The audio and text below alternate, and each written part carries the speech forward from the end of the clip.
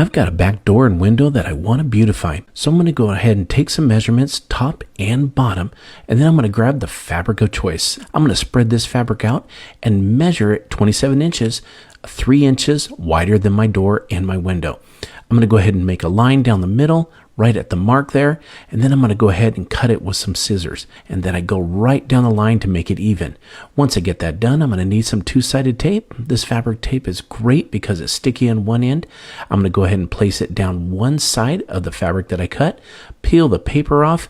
Once I get that peeled off, then I can go ahead and just fold it right over, and then I'm going to get rid of that bad edge that I got when I cut.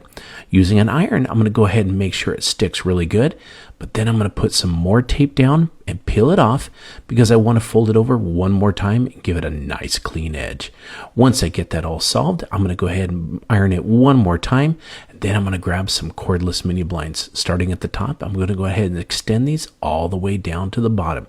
Now, I've got way too many slats on there, so what I want to do is remove the button on the bottom, and I'm going to go ahead and cut this off because I need that middle string. Once I get that cut, save that button though, but pull that middle string all the way through. Be careful not to lose this string. Once I do that, I can go ahead and cut all the rest of these shades off, but I'm going to need to hold on to about 5 of those.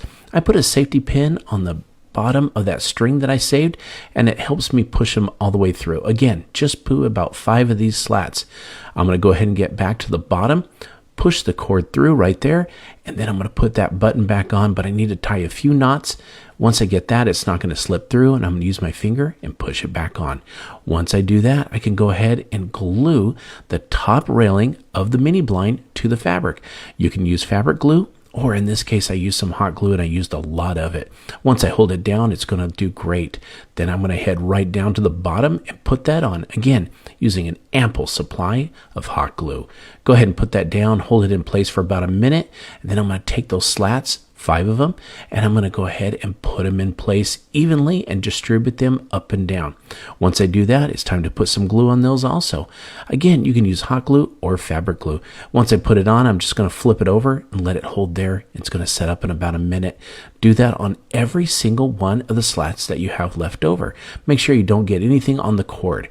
Once I put that over and I get it on there, it's time to go ahead and put the brackets that come with the mini blind on the door, right above the window. Once I get it on and it's secure, I'm going to take that mini blind and pop it into place. And it actually turned out really good. Look at this Roman shade that I made. You can go ahead and pull it down. Again, it's cordless, and once you pull it all the way down the bottom, it stays in place. I think it turned out amazing. It looks good down or up. I hope this inspired you to do your own DIY Roman shades. Thank you for watching Home Talk, and we'll catch you next time.